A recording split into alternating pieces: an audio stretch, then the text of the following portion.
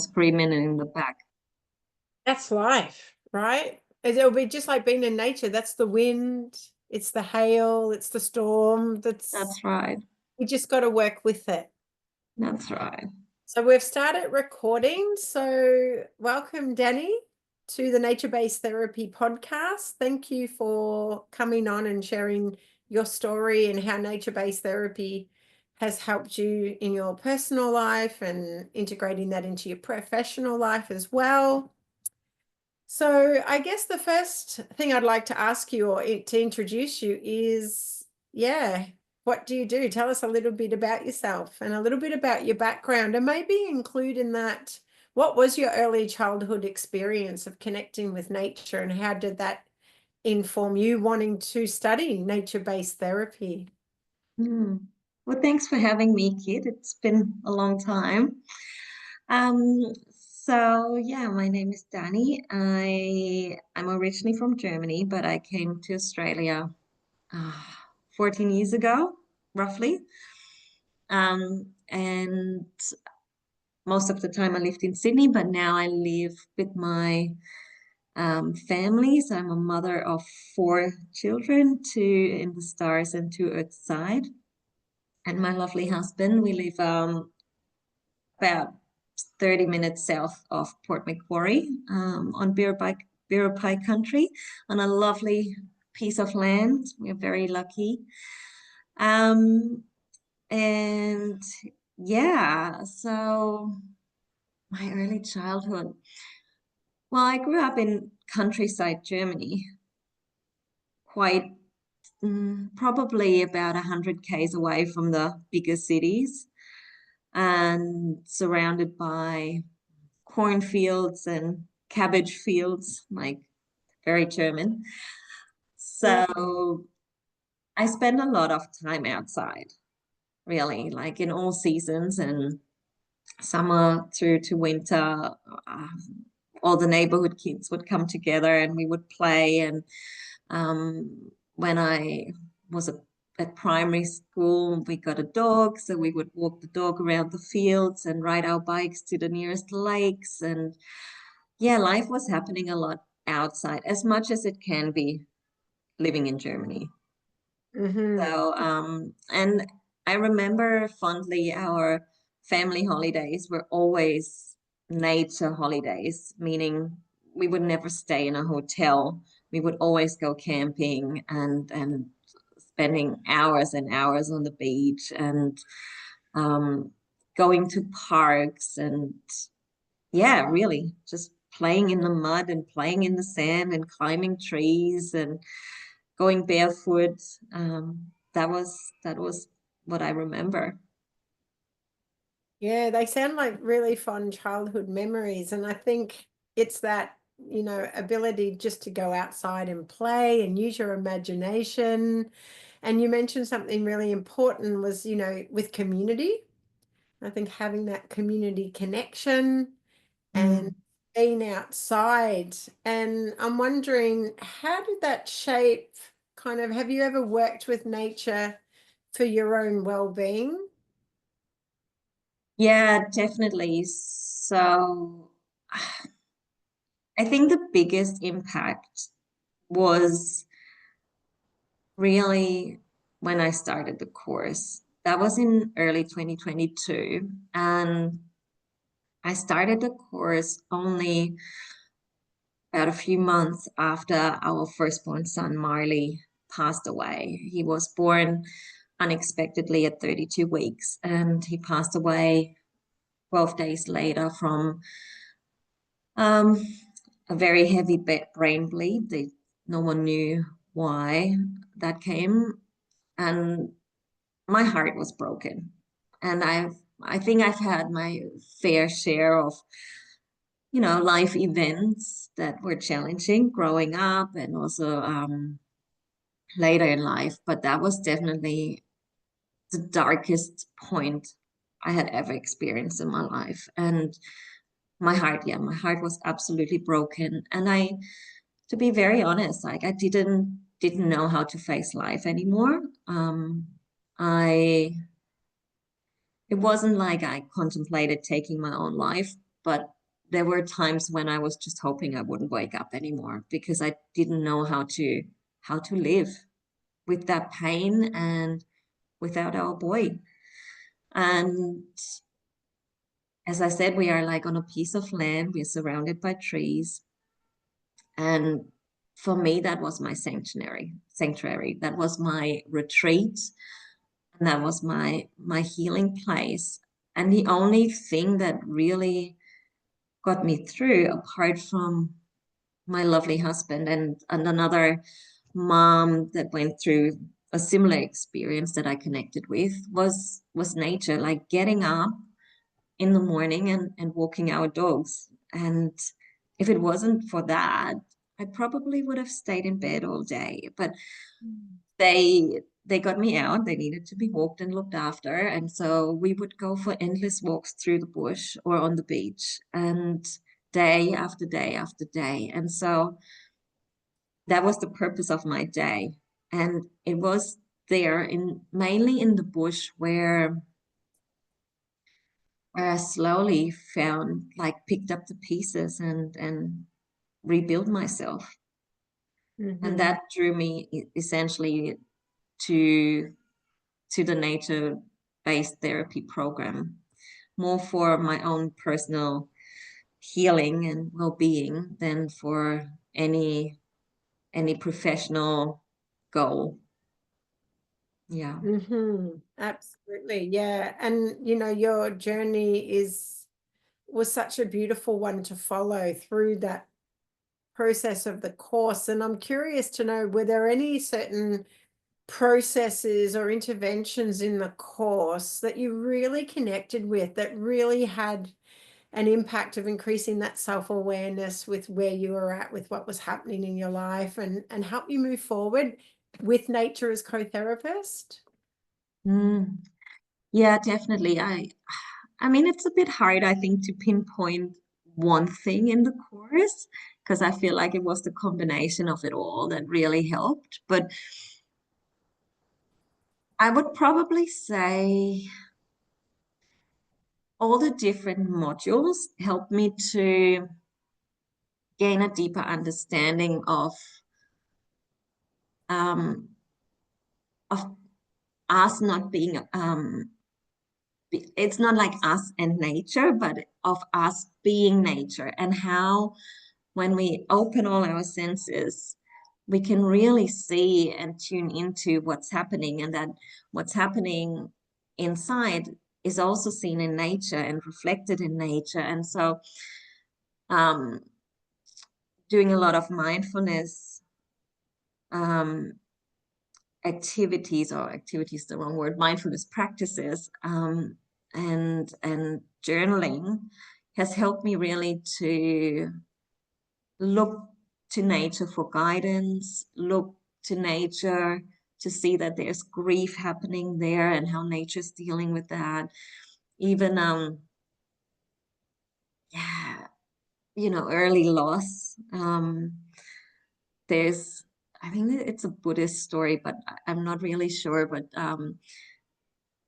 there's a story that, well, green leaves fall from trees as well as brown leaves. So it's not only the older ones that fall down, it's the young ones as well. And or looking at the animal kingdom, it's not like always the older ones pass away, it's the young ones as well, and that's nature. And it kind of helped me to accept what has happened as part of the natural process, even though, of course, I wished it had never happened before.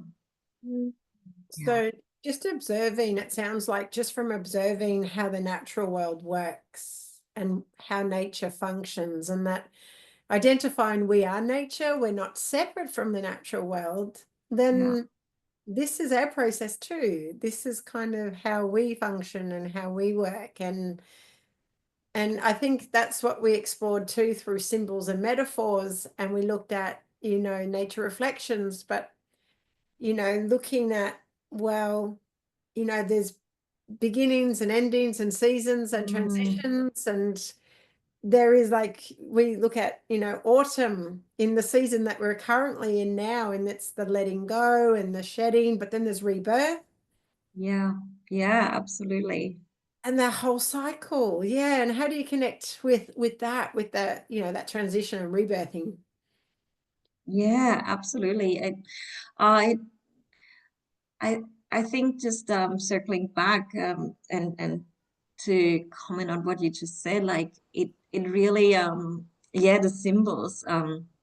I whether we want to call it by accident or fate, I don't know, but I connected to an Indigenous lady, and she has helped me enormously um, to really see the symbols and the guidance and the signs in nature, and realize what they're trying to tell me. And that has really carried us through to this point, and we see it everywhere. And I get so much hope and guidance from these symbols and signs that I can see.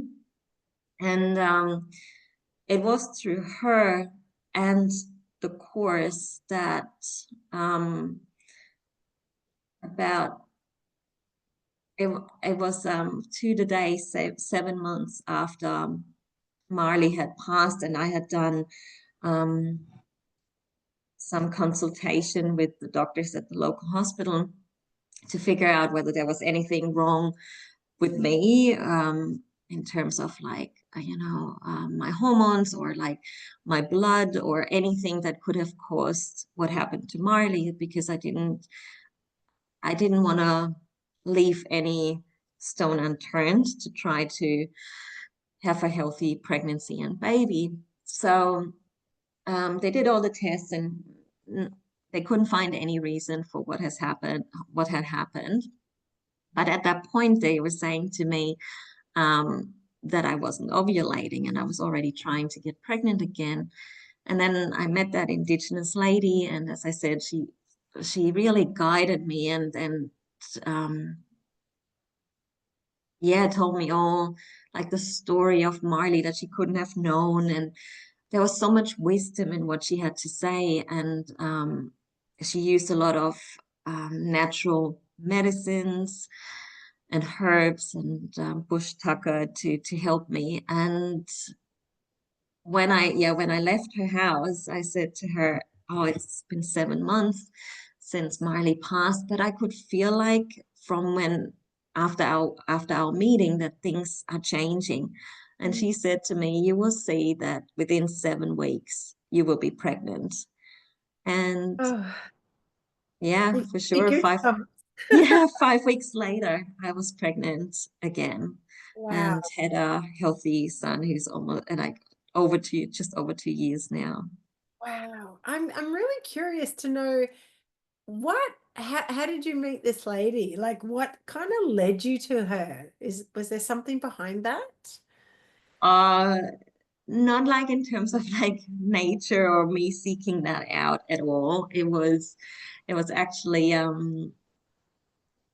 in our area, we have like a farm gate tour once or twice a year where local farms open their gates so you can come and visit and see what they're doing and how they plant and grow and how they interact with the animals. And I'm really interested into that, really interested in that and curious about this. So um, yeah, it was that weekend of that farm gate tour, and I decided to get out of the house a little bit, which I really found hard, especially during that intense grief phase. As I said before, I couldn't face life. I didn't want to face people. I Mm. couldn't bear the thought that life was going on without my son. Mhm. But I did end up going because I got a ticket, like in one of my better moments. I bought a ticket, so I thought like, okay, I'll go. And my husband, on that day, found out he had COVID, so he stayed home. I didn't test positive for COVID, so I said, oh, I'll just go. But I go to the local market. It's all outdoors, anyways.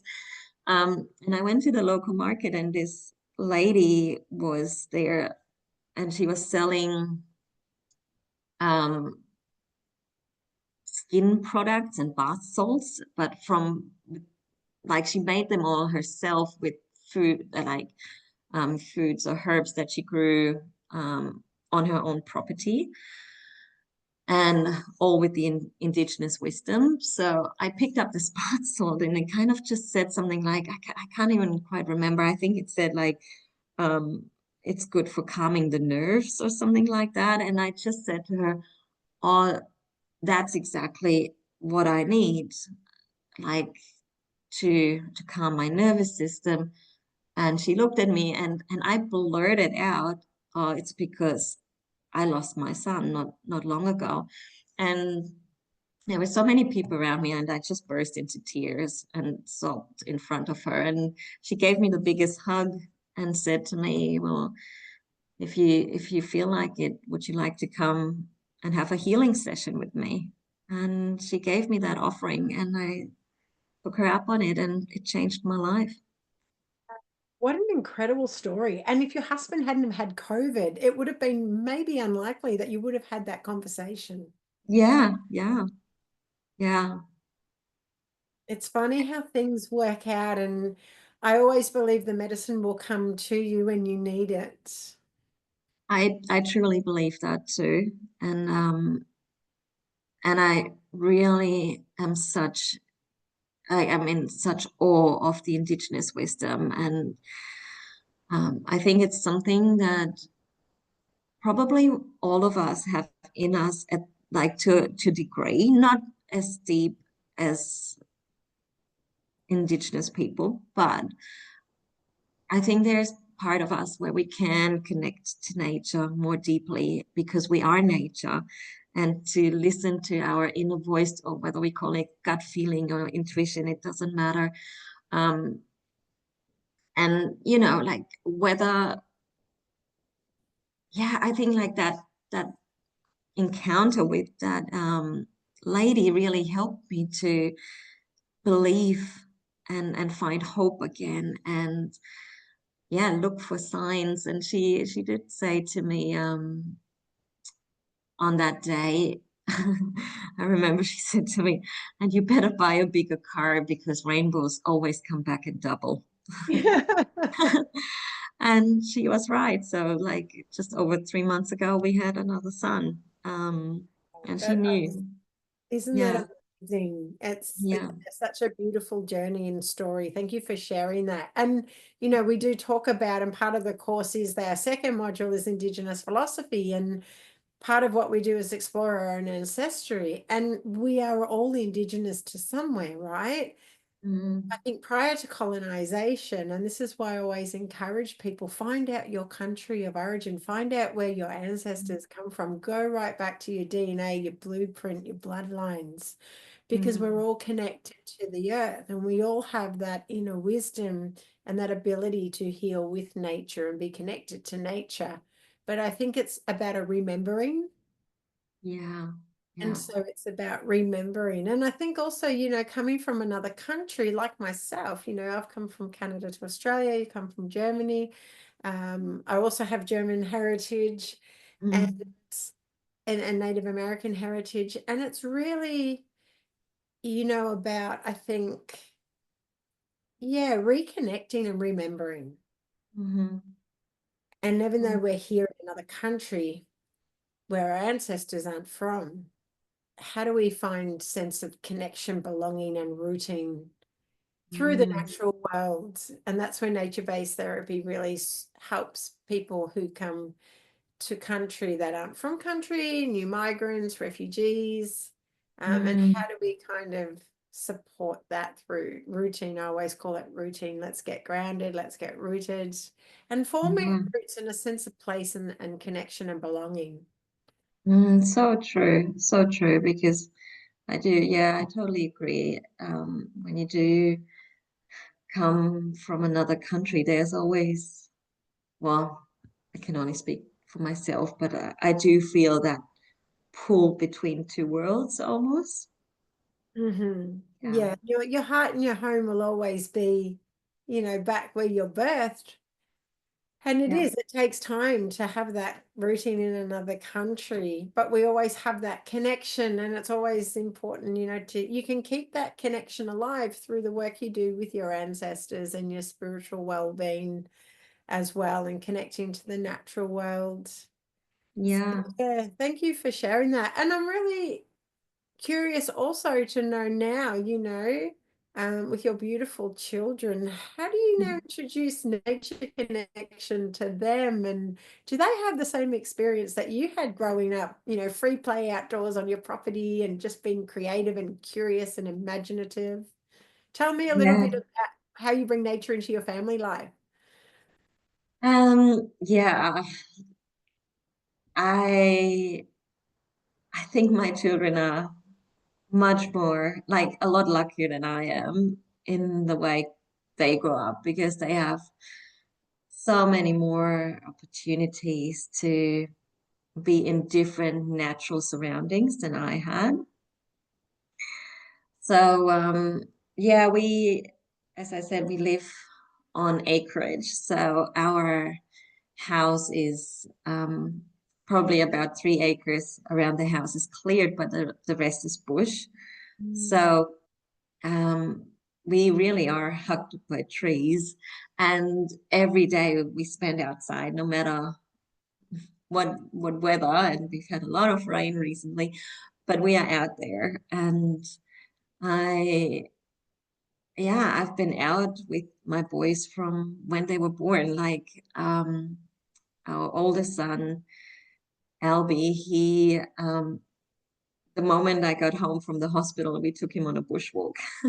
Oh, I love that. Yeah, you And connect I remember, like, instantly, straight away. yeah, I still remember that because um,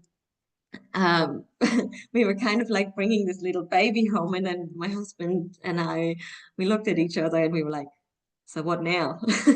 And we kind of like didn't know what to do really.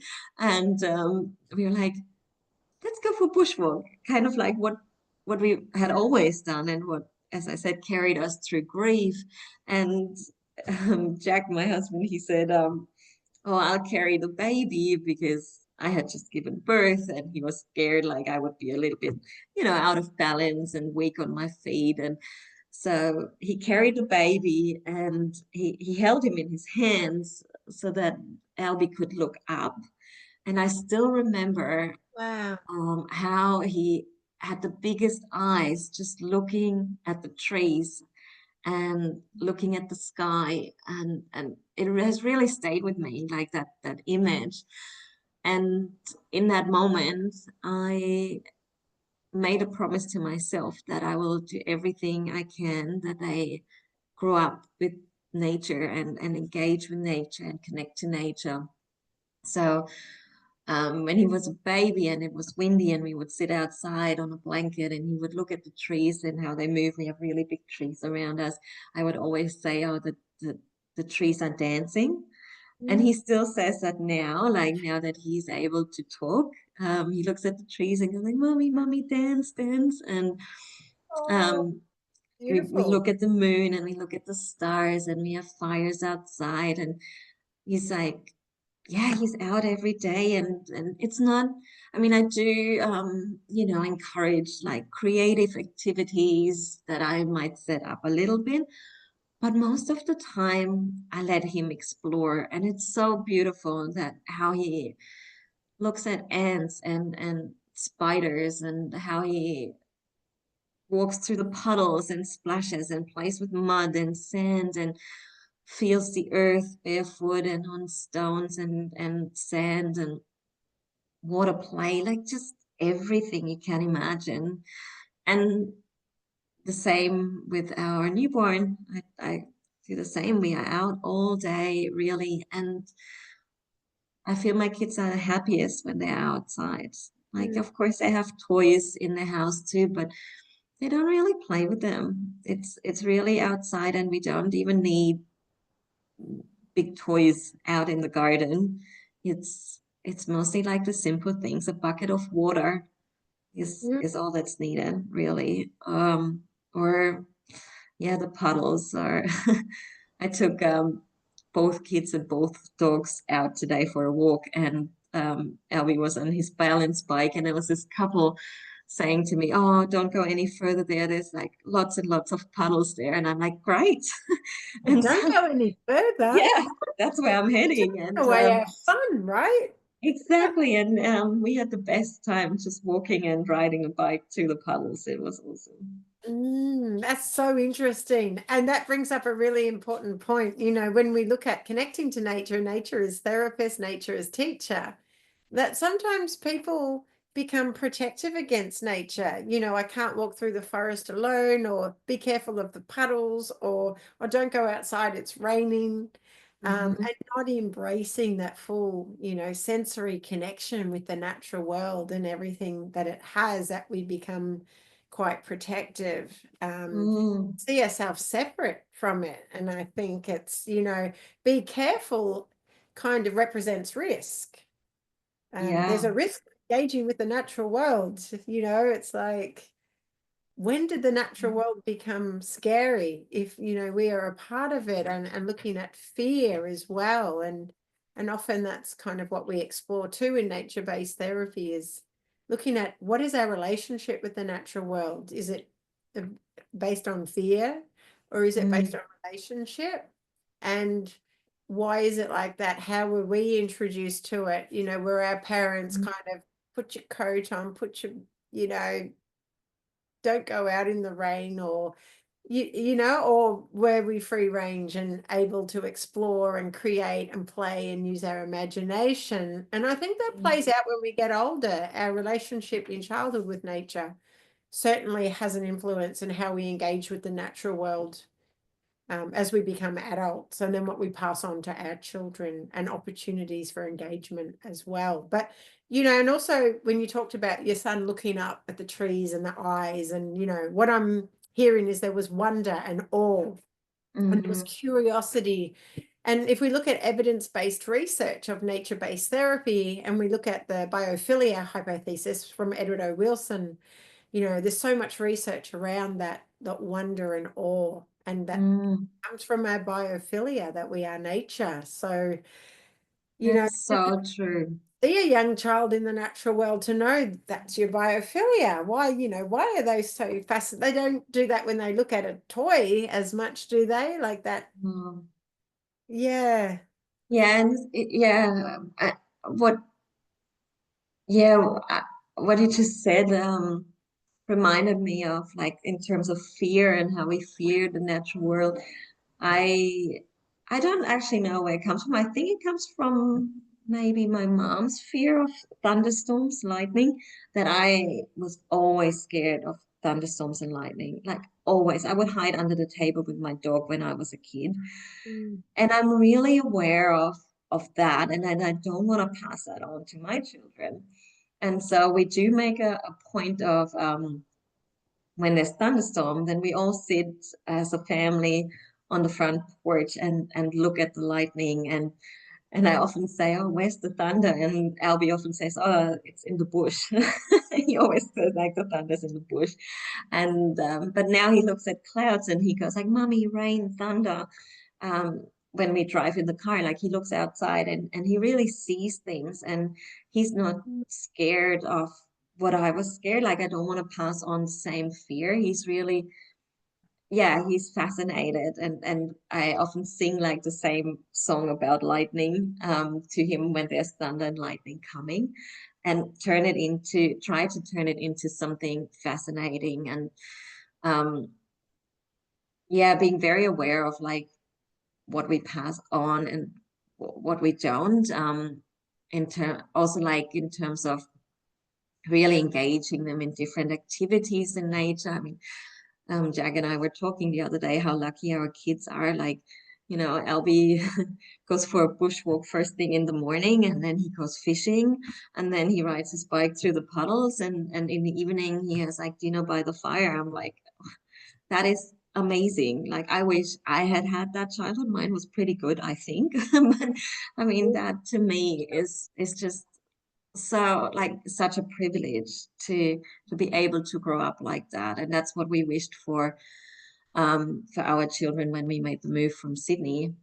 And it's also I was just thinking while you talked, to observe how, as we are nature, how that reflects in our behavior. So um I have a bit of background in Ayurveda as well, and um, the wind like the wind that's constantly moving and Mm.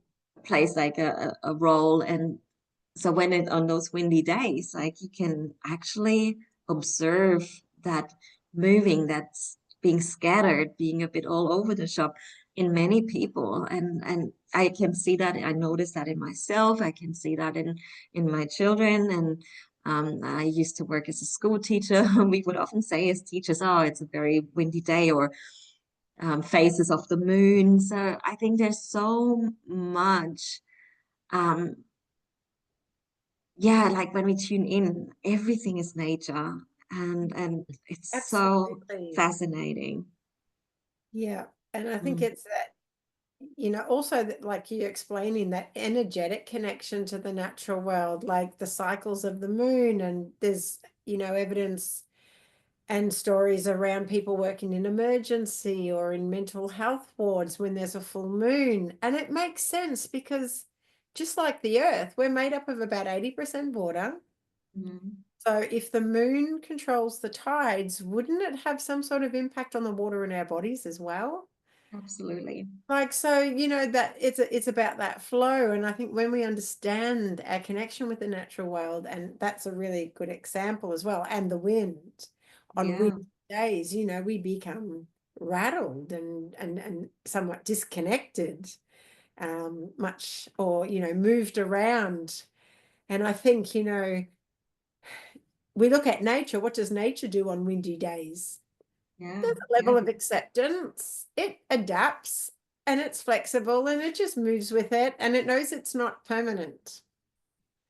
This wind isn't going to last forever. There's going to be a time where it's going to settle down. So it's that impermanent, it's that teaching of everything in life is impermanent. Yeah, absolutely. Become attached to certain outcomes or certain things, is that everything moves and flows. And so Mm, what's happening right now in my life isn't going to be what's going to be happening forever. Just like the wind and the moon, it mm-hmm, everything moves. mm-hmm. And I think that's really hard because we also seek stability, and we do seek permanence. Ah, So to have to live with that acceptance of impermanence, I think is huge, is massive. Um, yeah. and what you said, the moon too, like as females, like how the moon influences the menstrual cycle as well. And we were actually it's funny that we have that conversation now. Just at dinner time today, we were talking about fishing, and Jack was saying, "Oh, he just got this app, and it shows the best times of when to fish." And um, he said, like, "Oh yeah," and he said, like, it's really connected to the moon and when the fish are most active and when it's best to fish. And then I said, like, "Oh yeah, that's really interesting," and it also makes sense because for us as human beings, it's the same. Like in the waxing moon phase, that's when we are most active and proactive and creative. And then we set our goals and we set our um like we plant our seeds. And once the full moon comes and then we come into the waning moon phase, you almost lean back and observe and see what your seeds bring and what flourishes, and then you start again. And so I thought that was really interesting. Absolutely. Yeah. And, it's also like what we were talking about before with the seasons, we need to let go of some things in autumn, but we need that time of deep reflection and emptiness to sit with what we've let go of. Hmm. And then, that's when we have that reflection time. We can then plant seeds in spring. And then in summer, we sit back and it flourishes. And then we review what's working, what's not working, whether it's habits, behaviors, narratives. We let Mm, go of them, and that cycle. And what I find often, a lot of people don't like sitting in winter. sitting with Mm-mm. emptiness or sitting with the void, but it's such a key place to be. And people see it as the dark space and, you know, the winter blues. But without that, we have no introspection and we don't have space for, you know, sitting with that emptiness and sitting with nothingness, which is like, it's not nothingness, it's everything. Yeah, yeah. Where we In draw out our inner wisdom. Yeah, yeah, yeah. Yeah, I totally agree. And um I one of my backgrounds is also working as a yoga therapist, and in yoga, in the teachings of yoga, it's always said that the most important point is to pause after the exhale. So you let go and then you sit with nothing, and exactly what you Mhm. said. And then a new breath starts, like that inhale, that next inhale is then when something new happens. But you need that pause between the exhale and the inhale. And if you like, that's where you need to be comfortable with, like letting go and sitting with that emptiness, exactly what you said.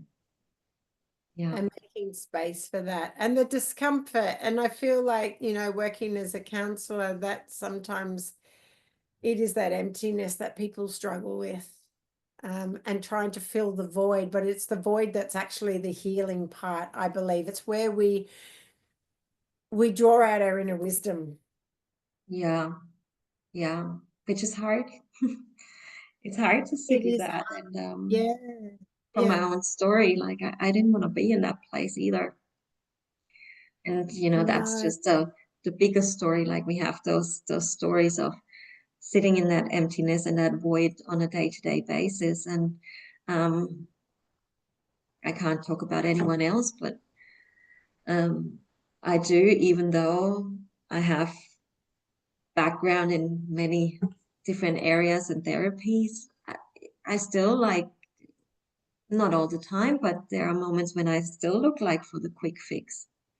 absolutely. And that's, you know, we're human. And it Yeah. doesn't matter if, you know, what your work is, or if you're like a healthcare professional, or what you do, that, you know, we're human and we have emotions and we have struggles. And I think it's just about having that self-compassion and self-care. And that's another thing that we finished the course off with, was how do we self-care? And so I guess, yeah, maybe I'll ask you, so how do you currently practice nature-based therapy in your personal life for self-care? You know, being a mom, and I just love your background, you know, you're a school teacher, Ayurvedic medicine, yoga, such a beautiful Mhm. holistic approach to life that you implement, not just supporting and helping other people, but also, you know, bring that into your own personal life and your family life, Mm. what you've learned. So yeah, how do you self-care?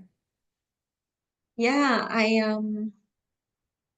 yeah, it's interesting. I think just to come back to the beginning of our conversation for a moment, I so I do, yeah, my background is in education, and but I've also worked, I've done studies in personal training and group fitness and a little bit of nutrition. And when I was at the peak of my health, well, what I thought was the peak of my health and well-being and my fittest and strongest, I was diagnosed with early onset arthritis. And I was 30 at that time. And I asked the doctor then, I said, like, well, I'm 30, I'm super healthy, I'm exercising, I'm eating well. How can this be? And he was like, well, no, he didn't give me like any explanation. And I said, well, what do I do? And he was like, well, you're just gonna live with it. And I thought to myself, no way. Like, I'm not just gonna sit back and live with this. Like, Mm. no, like this is, I can't accept that right now. So I I didn't have a consultation with an Ayurvedic practitioner who was also, or is also, a GP and a yoga therapist. So he has like a really holistic view of health and well-being. And he designed a program for me, an Ayurvedic and yoga therapy based program to follow every day. which I did. And 3 months after I saw him, I was pain-free. And then 6 months later, the scan was clear. So my arthritis was gone and it never came back again. So that motivated me then to ask the question, well, if that happened to me, clearly I was missing something in the picture. And I felt like what I was doing was, and what I did with my clients back in Sydney, who were mainly like business people coming from the city and then doing, a hardcore boot camp or boxing or like high intensity interval training with me. What I realized down the track with my own studies of Ayurveda and yoga therapy and also somatic experiencing, that these people, and myself included, were always in the fight and flight, but there was no time to down regulate. There was no time to come back into what it's called the window of tolerance. They were always outside of that window. And I think because I was always on fire, that caused my inflammation. Aha. And so I've really been on a mission ever since to incorporate a more holistic view into my own life and also in the work I'm doing. So what that means for my own self-care is when I had a very very dark day, or when I feel like, whether that's physical or emotional or mental, and I feel a bit low, I look into, well, what foods have I eaten? Were they more like too many, maybe rooted foods, like grounding foods, um, that has made me like a bit sluggish? Or have I not done any exercise? Or do I need to incorporate more into like some upbeat social activities? Maybe I've been like too isolated for a while. So really trying to look at the bigger picture and the holistic view. And I try to do that with my kids as well, and the conversations with my husband too. Again, it doesn't, I'm nobody's perfect, and I'm certainly not. And this all sounds good in theory. It's not always working out in practice. So um, so at the moment, well, and coming back to the beginning, when I was going through that intense grief phase, I thought like, wow, I got like heaps of background to like lots of practices in theory to draw from. And you know what? I couldn't do any of them. I couldn't sit in meditation. I didn't want to be on my yoga mat. I didn't, even though I knew how to regulate my nervous system, I couldn't. And all I wanted in that moment was that quick fix. And if someone would have given me a pill to swallow so that heart pain and that darkness and that grief would have gone away, I would have taken it, because I thought I can't survive. But nature, as I said, nature was the only thing that got me through, apart from those two relationships. And it really helped me to grow through grief. And now I'm at a point where I can integrate other practices again. So I do, and sometimes that looks like, I still like being out in nature, and going for nature walks is a constant. That has been like a constant factor in my life. And Sounds like Jack that's and the foundation. Yeah, that's the foundation, really. Jack and I often say, like, wow, how often have we done this one particular walk through all phases of life since moving here? And what kind of conversations we've had. And if the trees could have listened, there was so much that we have talked about on these walks. So walking in nature, whether that's in the bush or by the beach, has been a constant. So I do that, I would say, almost every day. Or if not walking in nature, we are always outside. So that's definitely a given. I do still use the nature cards from our course for Uh-huh. self-reflection. Yeah. So do you want to explain a little bit about the nature reflection cards and how you might use them? Yeah, so for myself, so as I said, I have like a baby at the moment and just over 2 year old. So there is not a lot of time for me time. So sometimes it is usually in the evening when everyone else is in bed, I might take them out and especially if I feel like something's going on, but I can't access it because Mm. my brain is kind of like too full of things I need to do or things to remember or planning. So I sometimes struggle now to, yeah, to find that connection to really know what's going on. And, sitting in nature by myself and reflecting is not so easy at this point in time.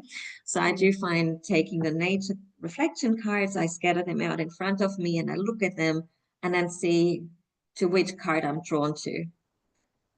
And that usually helps me as an entry point into reflecting what's going on. So Mhm. it might be, it doesn't have to be like something negative necessarily, but because we have the theme of thunderstorms, so there might be like something bothering me and I get drawn to the card of thunderstorm and then I realize, oh, there's some storm brewing inside of me. So maybe it is then a conversation that I'm avoiding that I need to have, and something's building up inside of me, or it could be that there's some anxiety. Yeah, different. Just it's an entry point for me to reflect really what's going on because I can't access it as such. Yeah, and I think that's a beautiful thing about how we work with nature and nature as co-therapist and teacher. And especially through the nature reflection cards, they're really good if we can't verbalize or make sense of what's going on, but something doesn't feel right. And so there's that disconnection. And I think when we observe the natural world through imagery, it it helps us. It's almost like a mirror. Yeah, So it's like we can see ourselves within that card, within that storm, or within that image, and then we make sense of it because it's kind of we make it external, even though yeah, it's a internal reflection, if that makes sense. And so, what is the storm doing? How do storms work? What do I need to do to? How would the storm release itself? What needs to yeah. happen? So we find solutions through looking at nature and how nature works and having that as a mirror. So that's a really great example as well. Yeah, definitely. And it leads to like I'm a very visual person, so that helps me. It's like an easy, accessible way of using nature as a reflection tool. And then if throughout the day I find a moment, and I do that with my oldest son as well, I try to tap into the senses and really use that sensory connection with nature. Um, I also do like both Jack and I really like to um, help our kids like to learn from us in terms of um, different practices. So I do incorporate yoga practices, and I'm not talking about handstands or splits and anything like that. I'm not into that.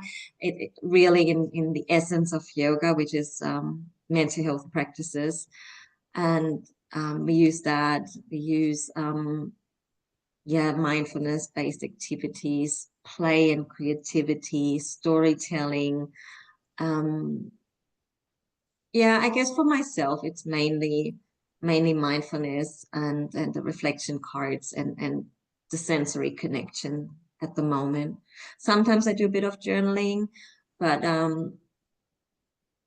it's more, yeah, not so often anymore. So these are probably the main in terms of the nature-based um, therapy modules, Practice. and then yeah, I draw from other therapies as well. Yeah.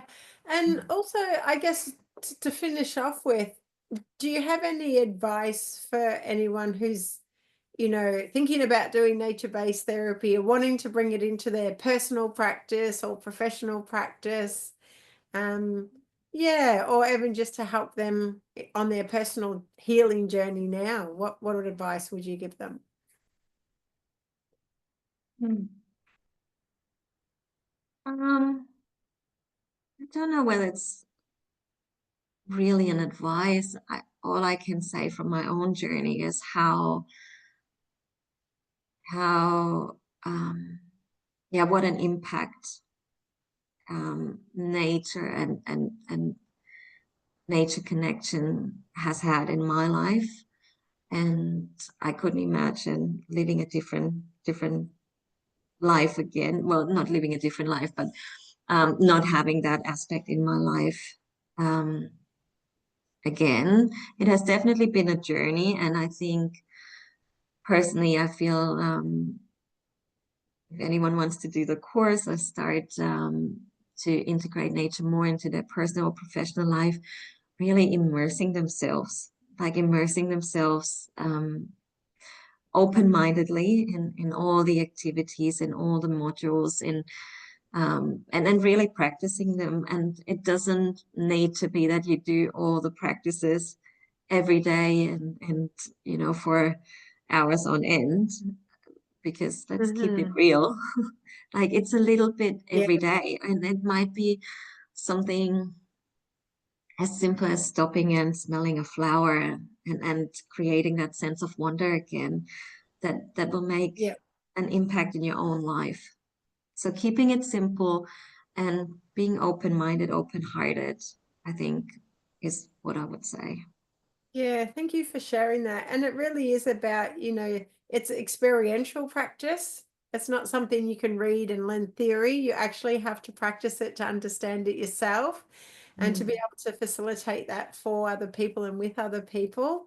And I think you're right, keep it simple. It's all about how do we learn and then integrate it yeah, and integrate it in a realistic way that suits your lifestyle yeah, exactly. and It's an suits. individual journey, right?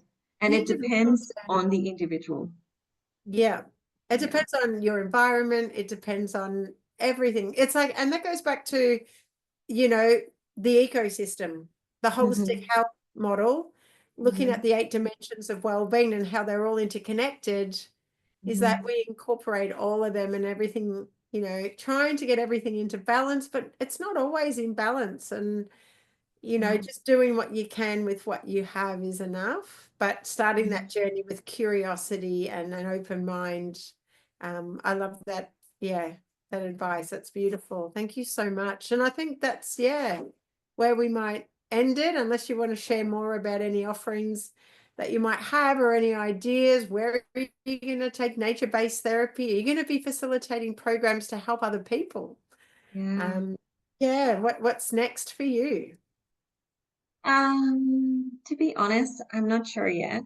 I'm currently in that phase of just being out of the newborn phase that Mm.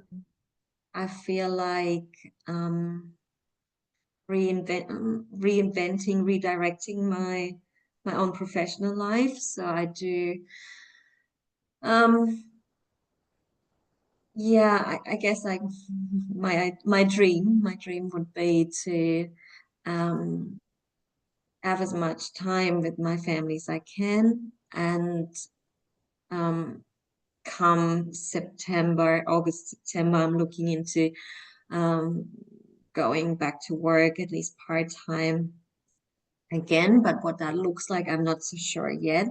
So I'm going to have the conversation. I might be working with a team of of an allied health team and in the future, but I don't know yet. That conversation hasn't started yet. It's more like an ambition, but yeah, I'm not sure. I kind of like feel like I would like to integrate all of my background Mm. while keep learning, obviously. But like integrate everything that I've learned and everything that I trained in into like one role. What Mm-hmm. that looks like, I'm not so sure right yet. It's Mm. beautiful. And it's like you've got all this knowledge and all this experience and making that into something beautiful. And, maybe we're sitting in that winter stage and Yeah. we're reflecting, we're like digesting. And when the time is right, then that's when some seed will be planted, and there might be a seed planted now. You never know. And it's just taking that nurturing and that time with those connections that you already have. But yeah, it's just been so beautiful to watch your journey and, what you've gone through and coming into the course and integrating those processes and seeing how it's really supported you. And now looking where you are now and how you still use these therapies as a way to self-care, but also introducing them into your family life and passing that down to the next generation, which is so important. We're keeping that kind of cycle going into Mm. new life. So thank you so much for joining me and sharing Thank you so much for having me. so much of You've been like yourself. you've been a big part of this journey, and yeah, I'm really grateful for the connection with you and the people in the course, and the course and what it has brought into my life. So thank you. Thanks, Danny. Mm. And I'll stop recording.